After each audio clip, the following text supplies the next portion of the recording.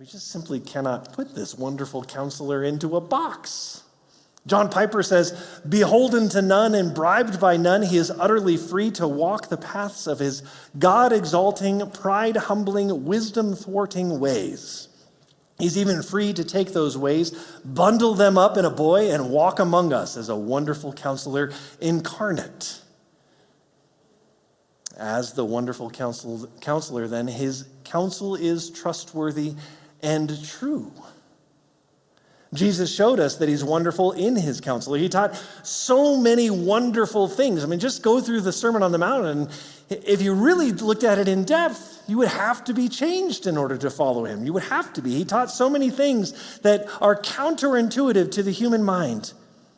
But perhaps none are more confounding to the wisdom of humanity than, I am the way, I am the truth, I am the life. No one comes to the Father except through me. That sort of statement requires us to really examine who he is and what we believe about him. Either that statement is true or it's a lie, in which case he's either a liar or a madman. Those are the only options available to us if it's false. But if it's true, and it is, then we have to reevaluate this child that we celebrate at Christmas. We must recognize that he is indeed both the Messiah sent to his people with an extraordinary kind of counsel and also the Son of God with wisdom and power that we can't possibly fathom. This is the good news. It always has been the good news. Let me give you 4 things that this title tells us about him, 4 things that make him the wonderful counselor. First, he knows us. As our wonderful counselor, he understands everything about us. The writer of Hebrews says, for we do not have a high priest who is unable to sympathize with our weaknesses, but one who in every respect has been tempted as we are, yet without sin.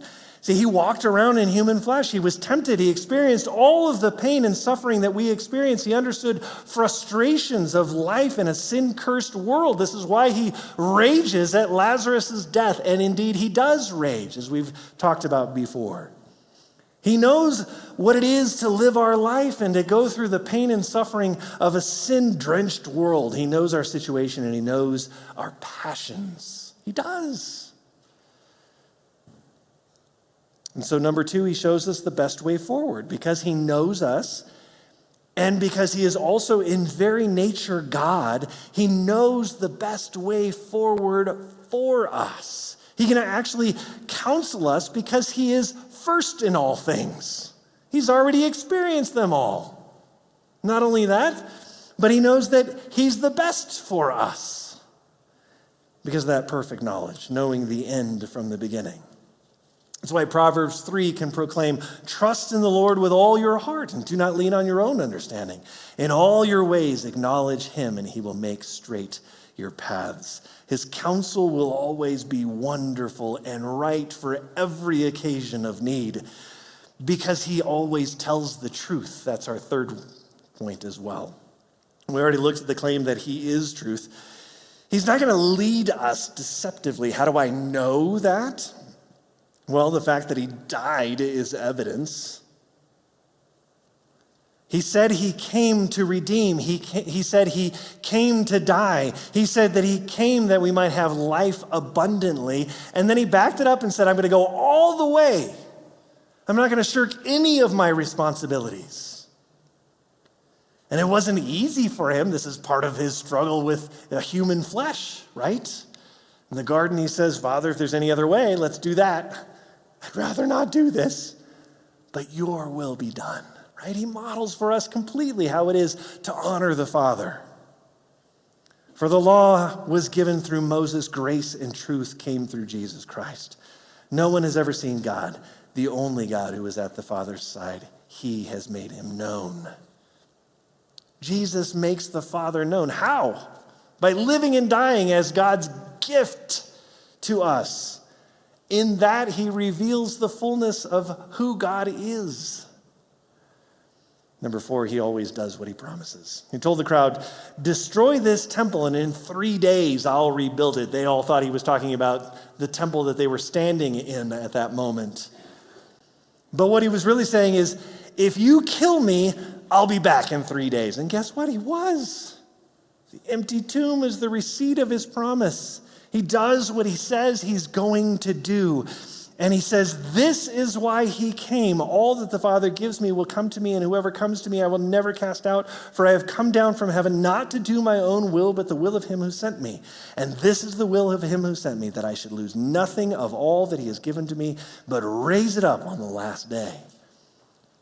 So if this boy born in Bethlehem is really the wonderful counselor, then we should expect him ultimately to defy our expectations. How do you expect something that defies expectations? I don't know.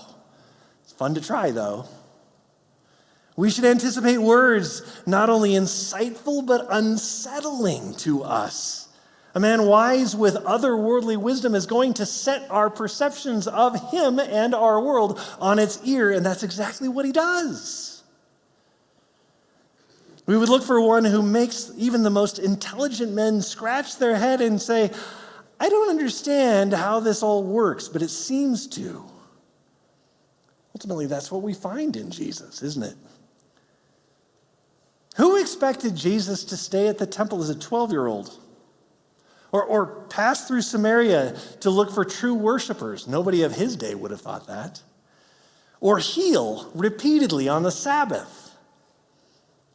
Or overlook multitudes to call out tax collectors and invalids and prostitutes?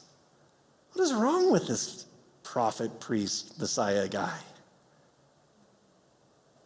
So unexpected were his ways that even John the Baptist, who, by the way, was pretty wonderful in his own right, felt compelled to ask, are you the one who's to come, or should we look for another? Even he was like, this is beyond what I expected. That's what the wonderful counselor is going to do to us. Isaiah would prophesy everything about the Messiah and what would happen to him during his life, including his death, and yet it would still surprise everyone. His wonders reached their climax when he, with determination, went to Jerusalem, even though everybody said, don't go, becoming not only the child born to us, but also the Christ crucified for us. No wise man expected Calvary. No sage foresaw the cross, even though prophecies told us all about it. That's why these religious leaders were looking for a military Messiah.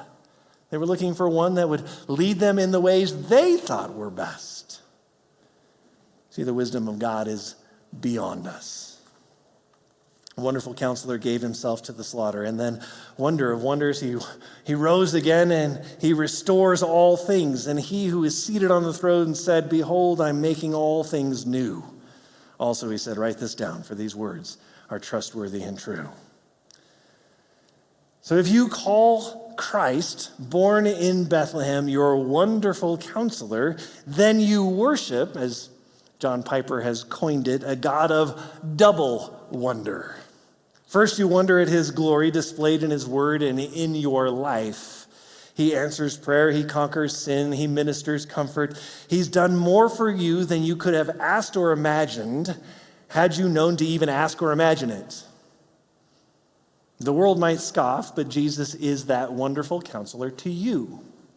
But you also wonder with confusion and sorrow, this is the double side of this, at parts of your life that still seem broken. What's he doing in these things? You still experience failed relationships or ministry setbacks or some illness or a creaky, pain-filled body that never seems to heal, and there seems to be unanswered prayers in your life. Why? It's hard to understand. It's hard to fathom what God is doing. But this is what it is for him to be a wonderful counselor. He's bringing you through and to something great, and you cannot fathom his ways. We do not follow a predictable Christ. His counsel is lofty, and it is bound to make us ask, what are you doing? But we go back to this. He's the God who became a man, the counselor who became the creature, the wonder who walked among us, lived among us, died among us, and won this impossible victory for us on our behalf. So then, Our wisdom, our peace, our joy is simply caught up in this, to worship him, the face of all wonders, even the ones that make us uncomfortable, knowing deep down that if we are his, today's sorrow will turn out better than we can possibly imagine in the future. This is what it is to live with faith. This is what he calls us to in his counsel. If we follow him with that faith, the child will arrive, the sea will split, the battle will be won, the stone will roll, our Christ will come. He does what he promises. We stand on the threshold of a new year. Who knows what will come this year? Honestly, let me be honest with you. I am glad 2025 is ending. It was a hard year, and many of you feel the same way. Some of you, it was a great year. More power to you. For me, it was a hard year. We stand on the threshold of a new year. May we place our trust in the one who created us, knows us deeply. May we quiet our hearts each day and listen to his gentle, humble counsel as we walk closely with him through the Spirit.